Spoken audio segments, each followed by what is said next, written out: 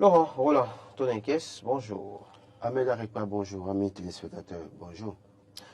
On démarre par le quotidien Matin Libre, Laurent, décryptage de sa sortie médiatique, des contradictions dans les discours de Talon. Selon le quotidien, il ne veut pas d'une révision, mais serait prêt à promulguer si, 3 points de suspension. Oui, ça m'a fait sourire également quand j'ai suivi le chef de l'État sur la question, parce qu'il dit ne pas vouloir de la révision de la Constitution, qu'il n'est pas demandeur, et puis finalement lui-même qui dit qu'en réalité, une fois que c'est fait, qu'il va promulguer. C'est pour ça que je disais que cette intention cache bien des choses, parce que le chef de l'État ne vous dira pas clairement que c'est lui qui a initié ou qui veut la révision de la Constitution. Toujours est-il que nous voyons des gens proches et très proches d'ailleurs du chef de l'État défendre cette révision de la Constitution, qui sont allés au contact des populations pour défendre cette révision de la Constitution. On en a même vu qui sont allés jusqu'à faire reprocher la démarche de l'ancien ministre, aujourd'hui député, Lazare Serrutor. Et donc, moi, sur cette question, je suis assez prudent pour dire les promesses des acteurs politiques n'engagent que ceux qui y croient. Donc, dit qu'on ne veut pas de quelque chose, mais qu'on serait prêt à promulguer cette chose, en tout cas cette révision de la Constitution, telle que voulue par certains députés, en tout cas, l'impression qu'on nous donne, il va falloir faire très très attention. Parce que le problème, c'est que quand vous ne voulez pas de la révision de la Constitution et que la révision a été effective dans les États mesures, première chose, vous ne promulguez pas. Parce que nous savons qu'il y a des lois qui ont été votées, mais qui n'ont pas été promulguées. Sauf erreur de ma part, ça a été promulgué peut-être discrètement après. Je prends exemple la loi sur le tabagisme qui a été votée, je crois que c'est depuis 2018, oui 2018, puisque je sais que le séminaire parlementaire a eu lieu en 2018 à Grand Popo, où les députés ont été éclairés sur cette loi a été votée. Mais jusqu'à un passé récent, selon les informations que j'avais reçues, cette loi n'a jamais été promulguée dans une certaine mesure. Et même si d'autres lois ont été promulguées, on a constaté que des lois ont été promulguées, mais le décret d'application n'a jamais été, en tout cas, sorti du Conseil des ministres. Donc, si on dit on ne veut pas de la révision de la Constitution et qu'on veut, maintenant, on est prêt à promulguer, on est en droit de se poser des questions. Est-ce que je dirais aussi, comme Martin, qu'il y a des contradictions dans ce que le chef a dit? Je crois que je laisse chaque Béninois faire le constat de ce que le chef ne veut pas quelque chose, mais en même temps, il serait prêt à donner caution à cette chose une fois que ce sera fait par les autres. Une manière de dire, ce n'est pas moi, c'est les autres. Est-ce que, justement, en adoptant cette posture, le chef de l'État ne prouve pas tout simplement qu'il est un démocrate bon teint, comme il a d'ailleurs rappelé au cours de cette sortie médiatique? Il n'est pas demandeur d'une révision de la Constitution, il n'a même pas envie qu'on touche une seule virgule. C'est vrai que quand on écoute ses propos durant justement la dite sortie, on se rend compte qu'il y a une sorte d'agacement peut-être du chef de l'État par rapport au fait que oui, à chaque fois on revienne ou qu'on remette en cause sa parole donnée quant au fait de ne pas donc être candidat ou chercher en tout cas à toucher à l'article qui fait peur à tout le monde. Donc, en gros, le chef de l'État, en bon démocrate, décide de promulguer, ok, si tant est que les députés s'entendent, trouvent un consensus pour que la loi soit votée au Parlement et déclarée conforme à la Constitution.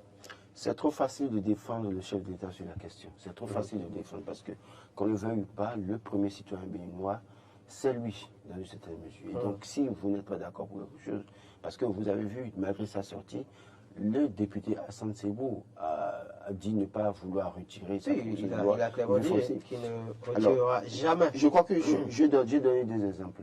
D'accord? Ce n'est pas une affaire de bon démocrate. Nous avons par exemple le chef de file de l'opposition. Ok? On nous a dit que le chef de file de l'opposition a été nommé. Est-ce que, nous sommes tous ici quand les gens ont dénoncé qu'il n'y a pas eu de décret, qu'on n'a pas vu le décret. L'autre, Paul Roupa, est resté là tout le temps. On n'a pas vu pourtant le décret. Il n'a pas pu profiter des privilèges afférents à son poste de chef de file de l'opposition. C'est des détails sur lesquels on peut revenir. Et quand je prends Eric Ngoundete aujourd'hui, chef de file de l'opposition, pour le décret. et quels sont les privilèges qu'on lui a déjà accordés dans cette mesure. Donc ce n'est pas aujourd'hui que le chef peut être, si les gens révisent la Constitution, il va voter, il va promulguer, et c'est ça qui montre qu'il est un bon démocrate ou un démocrate. Je crois que le démocrate qu'il est dans cette mesure, s'il est contre la révision de la Constitution et qu'il n'est pas demandeur, qu'il n'est pas initiateur, première chose à faire, c'est de ne pas promulguer. Parce que dès lors qu'il ne promulgue pas, ça ne rentre pas en vigueur. Mais s'il promulgue, c'est que ça rentre en vigueur. Donc, il y a un piège. Moi, je pense qu'il y a un piège qui nous guette là, à ce niveau. Parce que les gens feront l'effort de faire croire, peut-être aux concitoyens ou aux citoyens, aux Béninois, que oui, ils ne sont pas là pour une révision de la Constitution, le chef ne veut pas, eux-mêmes là, qu'ils iront voter contre.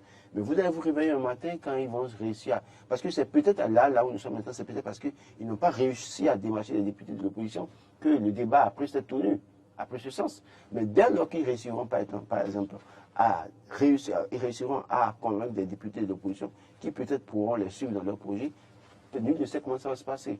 Donc, c'est pour ça que je dis, il faut prendre ce que dit le chef d'État avec beaucoup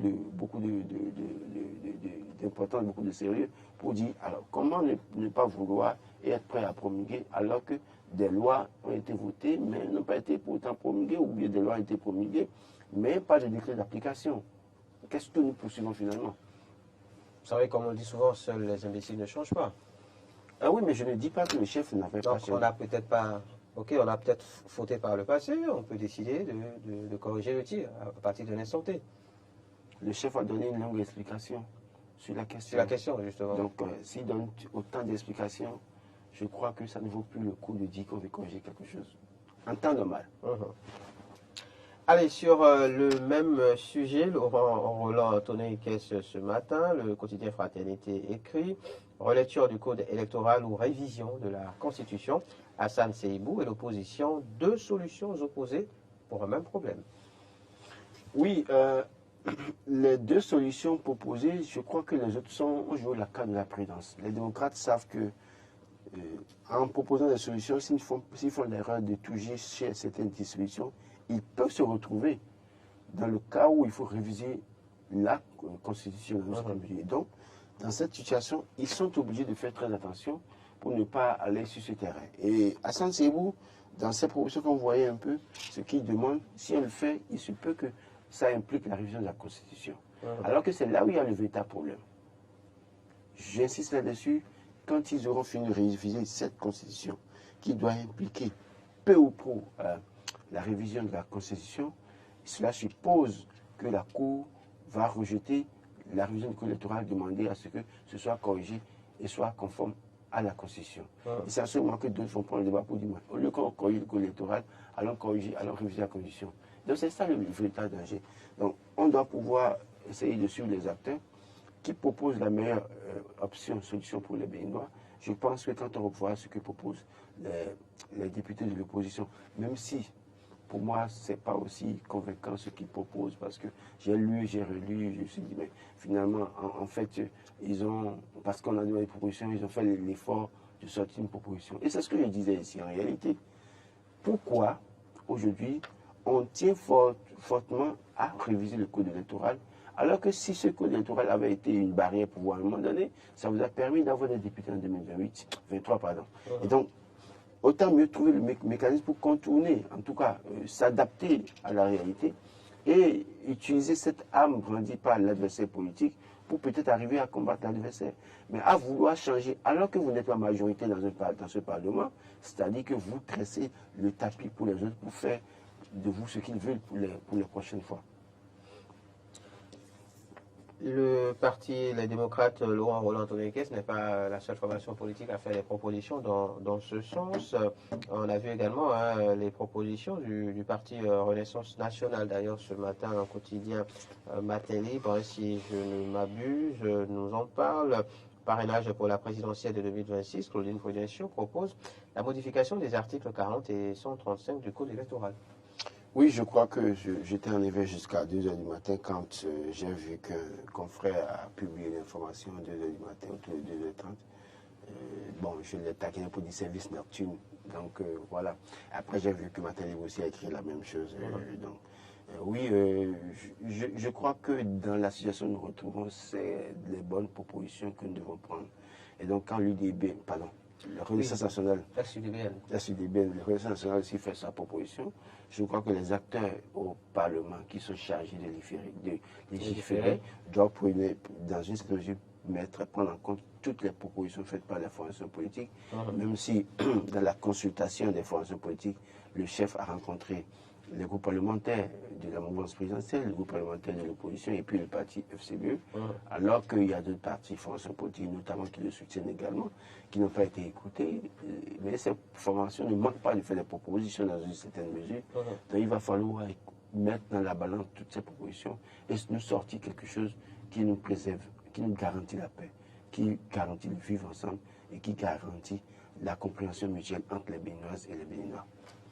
Talon coupe l'herbe sous le pied de ces détracteurs, en parlant des clarifications en fait, de sa position sur la révision de la Constitution. Est-ce que vous avez vous avez eu le même sentiment, Laurent Roland-Tonien, au détour de cette sortie du chef de l'État, qui a été très long, comme vous disiez, sur le sujet?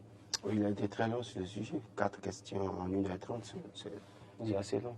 Bon, sur la question principalement, oui, là aussi. Concernant la révision de la Constitution. Moi, je pense que on a vu des gens aller secouer les hameaux pour parler du bien fondé de la révision de la Constitution. Et c'est pour ça que je dis soyons prudents. Parce que si le chef dit je ne veux pas et qu'il est prêt à me promulguer, pendant que certains de ses soutiens assez farouches ont été sur le terrain pour prêcher la bonne nouvelle de la révision de la Constitution, il faut faire très attention.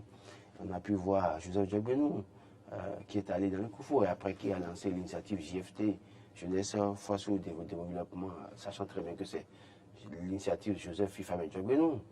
Et donc, et après on a pu voir, comment vous appelez,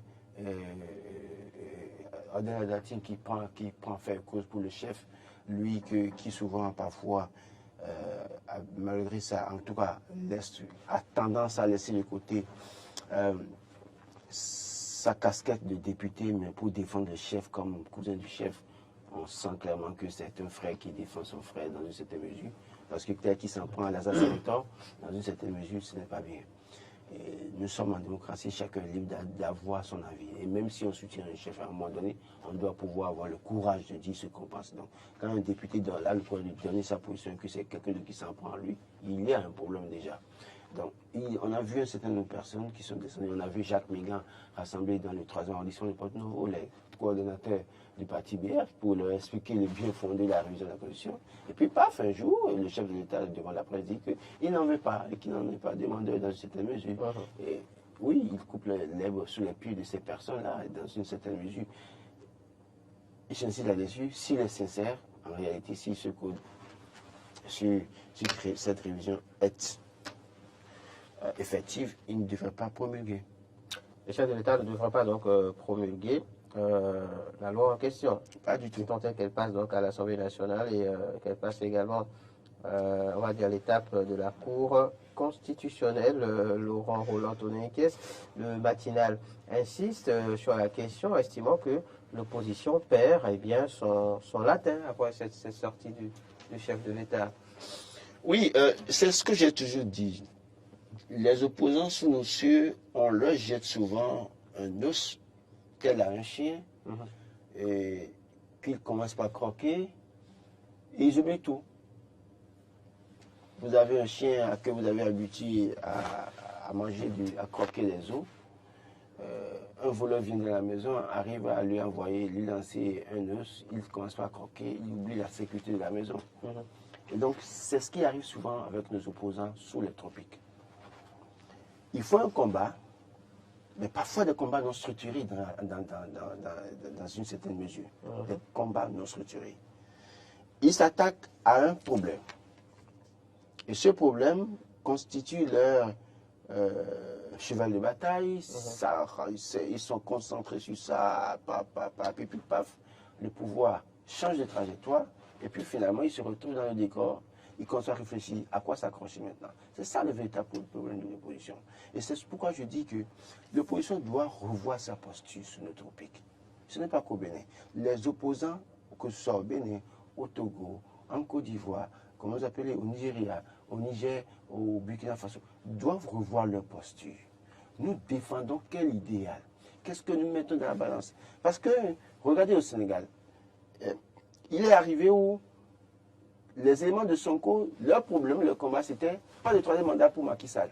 Mais dès lors que Macky Sall a fait sa déclaration en juillet 2023, ils ne se sont pas retrouvés pendant un long moment. Parce qu'il n'y avait plus de sujet, parce que le sujet qui brandissait pour haranguer la foule, c'était pas le troisième mandat. Donc c'est la même chose pratiquement qui se passe ici. Non, pas de révision de la Constitution. Non, révision de la Constitution, il y aura un troisième mandat.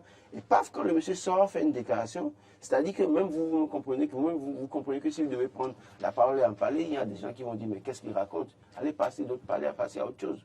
C'est ça le véritable problème de nos acteurs politiques au Bénin et ailleurs sous les tropiques. Que les gens essaient de structurer leur combat.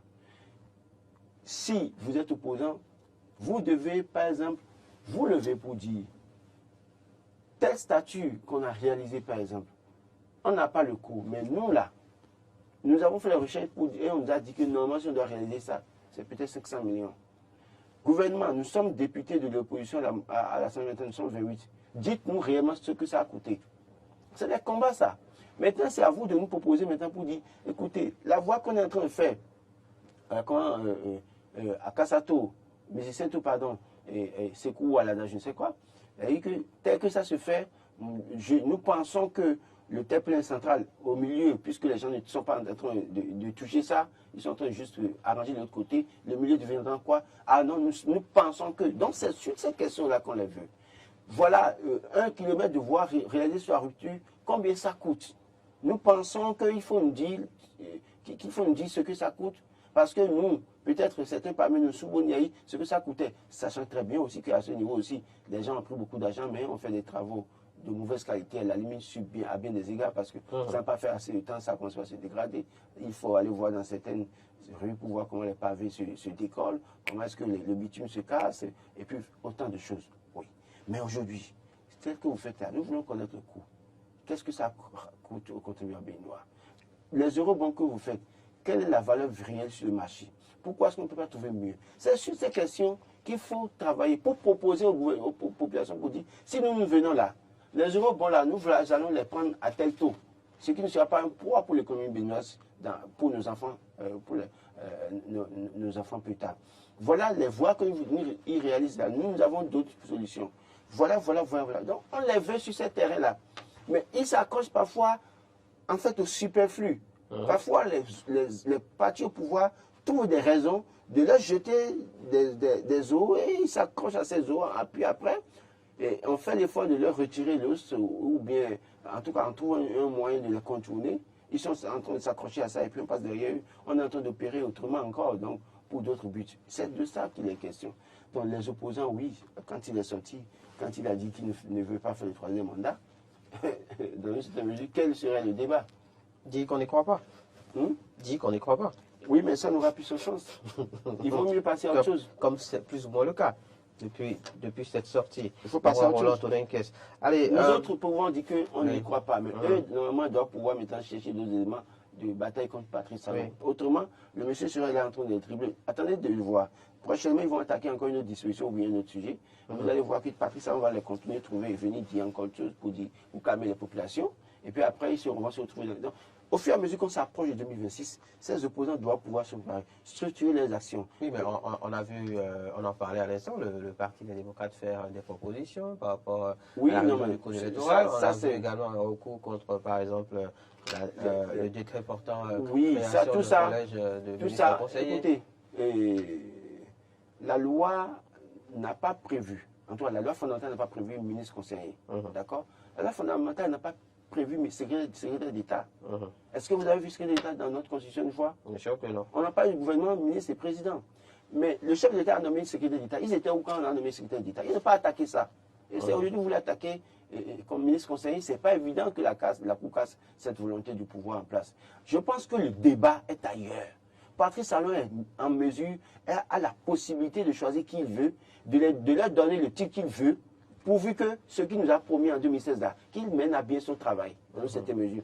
C'est vrai que quand ça doit rentrer on doit aller dans certaines situations, on peut dénoncer Medvedev, mais on a nommé un ministre, un secrétaire d'État. Mais dans notre constitution, on n'avait pas. C'est pas Souboniaï qu'on a nommé ici dans ce pays. Et c'est ça le véritable problème. On n'a pas nommé Premier ministre dans ce pays. Est-ce que notre constitution à l'époque prévoyait un poste de Premier ministre? Alors pourquoi il veut s'attarder sur ça? Moi je pense que c'est une perte de temps. Il peut se perdre le temps en attaquant ce qu'il ne faut pas attaquer. Laissez Patrice Talon faire ce qu'il veut faire. Et vous le jugez au résultat. Et vous faites d'autres propositions. C'est très simple. Sachant très bien que cette cour que vous saisissez aussi également, la cour peut ne pas jamais vous donner. Mais quand quelqu'un appelle Patrice Talon à un troisième mandat, et que cette cour en arrive à dire que quelqu'un qui appelle à un troisième mandat n'a pas violé la Constitution et qu'on ne doit pas l'interpeller dans une certaine mesure, ça craint. Parce que c'est bien écrit dans la Constitution que personne ne peut faire au-delà du mandat. Donc quelqu'un qui en arrive à proposer à un chef de faire un troisième mandat et en fait un discours, en parle abondamment, c'est un fauteur de trouble dans une certaine mesure. Qu'on doit pouvoir rappeler à l'autre pour dire, ce que tu fais là, c'est source de crise dans notre pays, il faut arrêter ça. Mais quand la Cour dit ça, mais vous perdez votre temps pour aller saisir la Cour tout le temps. Alors quand vous savez très bien le résultat que vous pouvez avoir, oui, la Cour peut se prendre en cassant pour dire pas le ministre conseiller, mais pour moi, ce n'est pas évident.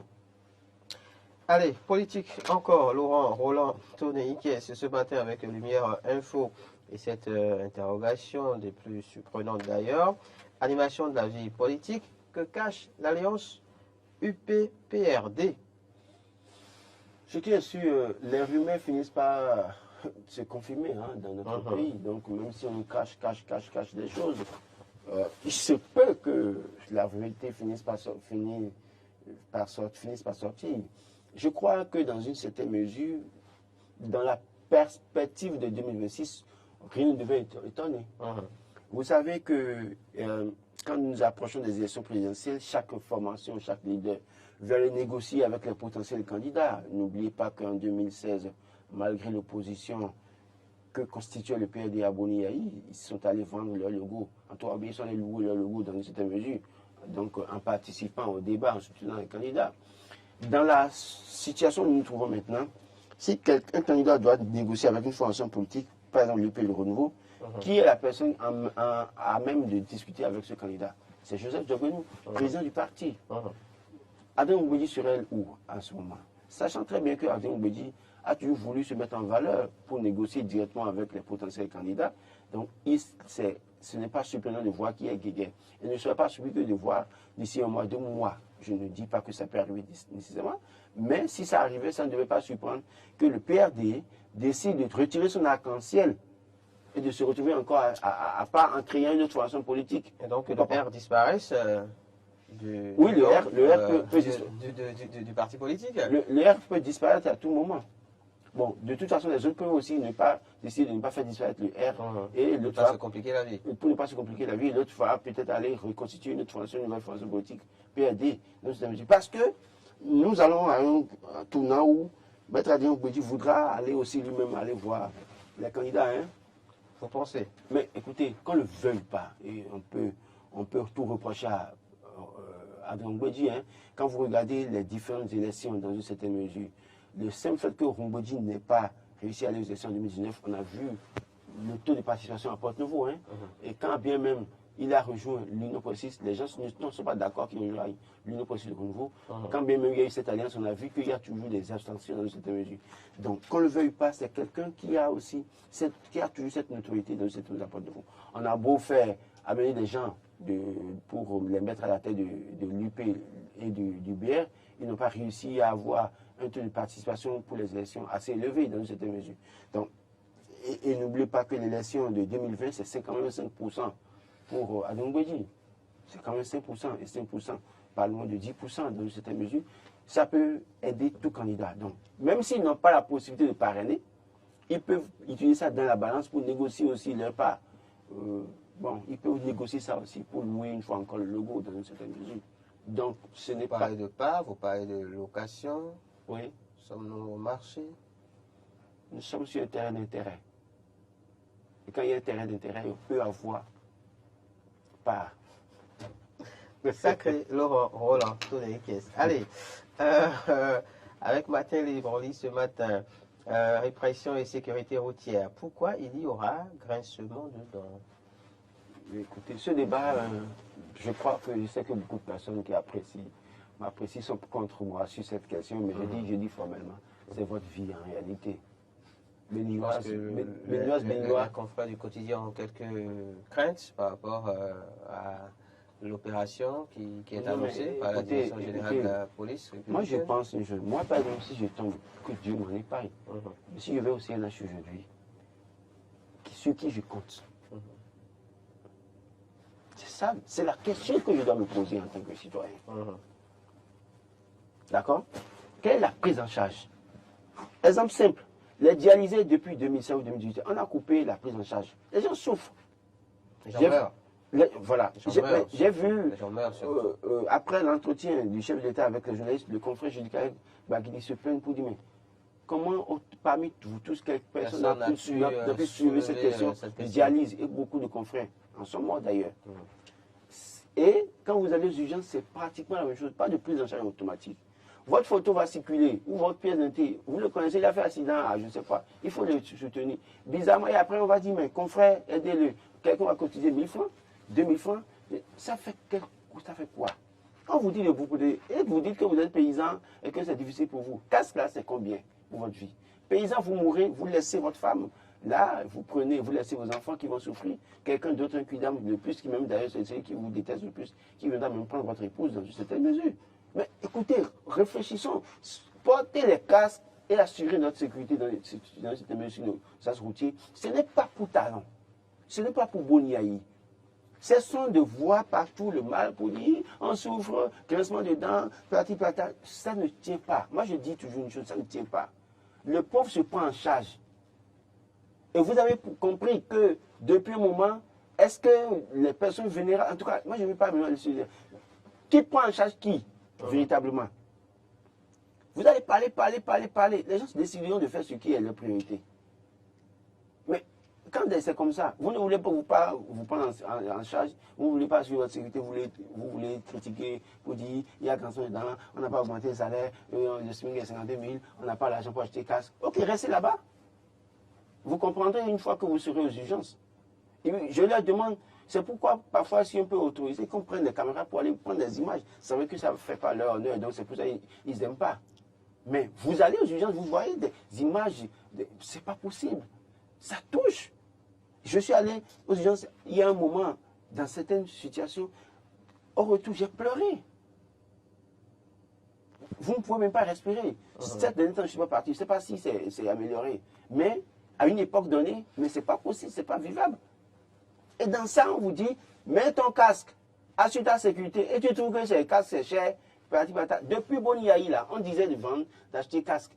Et les gens disent, on ne veut pas acheter casque au Place des Andes, paix à son âme, j'allais chez lui à Kwakwa, dans sa résidence. Le préfet, on lui a dit il a trouvé des Chinois qui veulent vendre un casque au Bénin. C'est pour ça. C'est vrai qu'à l'époque, lui-même m'a donné un casque, bon, au passage, paix à son âme. Mais on a jusqu'à dire que c'est la première dame, Chantal Yahi, qui a amené des casques. Vous vous rappelez de ce débat-là?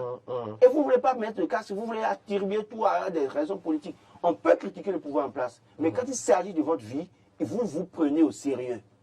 Il faut être en vie pour parler. Vous ne voulez pas être en vie, vous voulez bavarder. Ok. Il faut être en vie pour critiquer le chef de l'État. Pour dénoncer. Non. Donc, vous mourrez, les gens vont se réjouir. Bon, ça fait un de moins.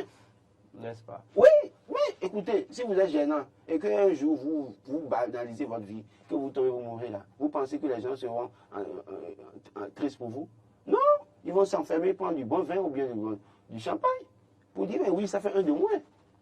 Prenez-vous au sérieux. Moi, je dis une chose, Béninois, si vous n'avez pas de casque, restez chez vous. C'est très important. Vous pouvez être contre moi sur la question, mais je pense que c'est de la vie de l'individu qui est question. Il faut préciser, on en parlait hier en plateau, revenons là-dessus. Celui qui a des soucis à se faire, c'est la personne remorquée. Oui. Quand vous prenez un ZEM, et ça va commencer, enfin l'opération démarre dans les prochains jours, quand vous prenez un ZEM, vous avez intérêt à avoir votre casque. Parce que quand on vous arrête en circulation, quand les forces de l'ordre vous arrêtent en circulation, c'est vous qui avez des problèmes. Bon à savoir. C'est très important. Moi, je le cherchais là-dessus. Donc, allez, au lieu de bavarder, allez acheter vos casques. Sinon, vous serez sanctionné et rien ne va se passer. Bon, moi, j'ai envie de dire ce matin, vous allez en souffrir. Vous ne pourrez rien Vous faire, ne pouvez rien faire, tout malheureusement. simplement. Allez, on tourne au Sénégal. Laurent Roland Tonneikes, actualité oblige. Le président en exercice de la CEDEAO était censé s'y rendre hier, finalement, report s'inédié. On apprend également que le président Macky Sall initie une loi d'amnistie pour décrisper un peu la crise politique. Oui, Macky Sall va jouer sur les prolongations. Il va jouer les prolongations dans une certaine mesure et puis après trouver une manière de se faire apprécier et aimer par les populations. Et donc l'une des batailles, c'est que pour les opposants, notamment ceux du PASTEF, c'est la libération de Ousmane Sonko. Donc ils pensent que sortir Sonko pourrait régler l'affaire, mais ce n'est pas évident. Parce qu'il va sortir Sonko, mais les gens vont l'attendre le 2 avril. Le 2 avril, quand ce mandat va échouer. Oui, mais comment voulez-vous qu'il quitte le pouvoir s'il n'y a pas de nouveau président? Non, mais c'est pas moi. Les gens vont Oui. c'est là, il y aura un regain de violence dans une certaine mesure dans le pays. On a pu voir que Abdoulaye Wade et puis Diouf, oui, mais on soutient le report des élections, ce qui est assez surprenant dans une certaine mesure. Mais sachant très bien que c'est des éléments de la France, ça ne surprend pas parce que derrière cette affaire, il y a la France. Parce que il y a une volonté de protéger un certain Karim Wade dans une certaine mesure. Et quand on connaît les deux personnes, Abdou Diouf et Karim Wade. Selon vous, Laurent Roland Tonneikes. Mais Abdou Diouf et Karim Wade sont des éléments de la France. Même si à un moment donné, Abdou Diouf, en voulant rester au pouvoir, n'a pas été du goût pour autant. Bon, on avait comme impression. Abdou Diouf, Wade. Wade, pardon, dans une certaine mesure. Donc, je crois que ça ne devait pas surprendre pour ces deux personnes âgées qui se retrouvent du côté de la France, qui se la coule douce. Pourquoi préciser qu'il s'agit de personnes âgées, Laurent Roland Tonneikes? C'est deux personnes Merci. âgées. Il n'a pas 60 ans, pas 50 ans. Merci à vous. C'est moi. Quel est l'intérêt de faire cette précision? Il faut tout En fait, le problème, je le dis parce que c'est deux personnes âgées qui n'ont plus rien à perdre. Oui, mais qui ont encore beaucoup d'intérêt au Sénégal. Wade d'ailleurs. S'ils ont d'intérêt, le fils Wade est censé aller. C'est ce que je dis. C'est pas le peuple leur problème dans une certaine mesure. Si le peuple était leur problème dans une certaine mesure, je crois qu'ils n'oseraient pas accepter ce report-là dans une certaine mesure. Les peuples souffrent, les gens meurent, les gens sont arrêtés. Vous auriez souhaité qu'ils invitent la population à aller dans les rues? Qu'ils invitent Macky Sall à renoncer à ce qu'il fait là. C'est tout simple. Ils appellent à... Les sages doivent avoir des positions de sages. C'est très important. Merci à vous, Laurent Tonneikes.